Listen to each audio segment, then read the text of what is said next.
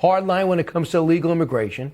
So naturally, the international media has labeled her a fascist. It's bizarre. My next guest knows a thing or two about strong women leaders being misinterpreted. Ambassador Nikki Haley, former U.S. ambassador to the United Nations and governor of South Carolina. Brand new book. It is excellent. If you have a daughter, or if you want to be inspired yourself, if you want something done, leadership lessons from bold women. Ambassador, welcome back. Thanks so much. Great to be with you. So this plays perfect for the release of your book, The Emergence of a Female Prime Minister in Italy. You surprised about the blowback? No, because there's nothing that scares, libs more than a conservative female, a strong conservative female.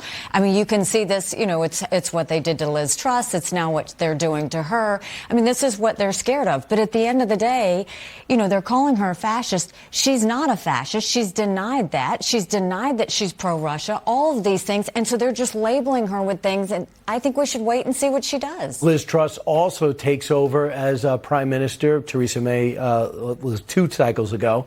Your thoughts about her?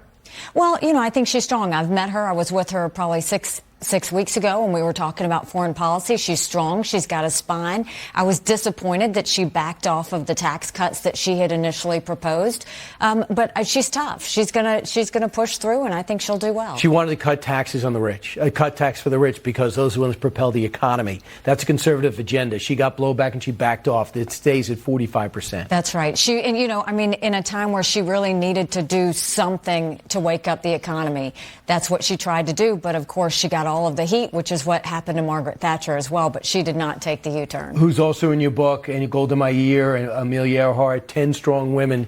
Have you thought about you being another somebody who emerges as a leader maybe of this country? When are you going to consider give yourself a yes or no on running for president? I mean, all eyes are on November, and we're focused on House, Senate, gubernatorial races. I don't have to worry about it till probably after January. That's when I'll start looking at it. Real quick on Ukraine.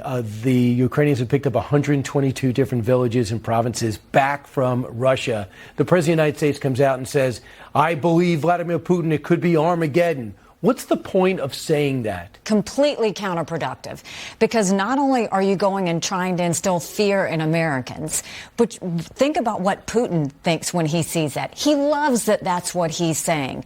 What we need to do is be measured. We need to be calm. We need to understand that, is Putin dangerous? Yes. But take the precautions that we need to do to actually create deterrence. That means when Putin goes and talks about nuclear threats, you go to China and Iran and everybody that's supporting him and saying, are you okay with that conversation? Are you okay with him talking like that? And you get international pressure on them.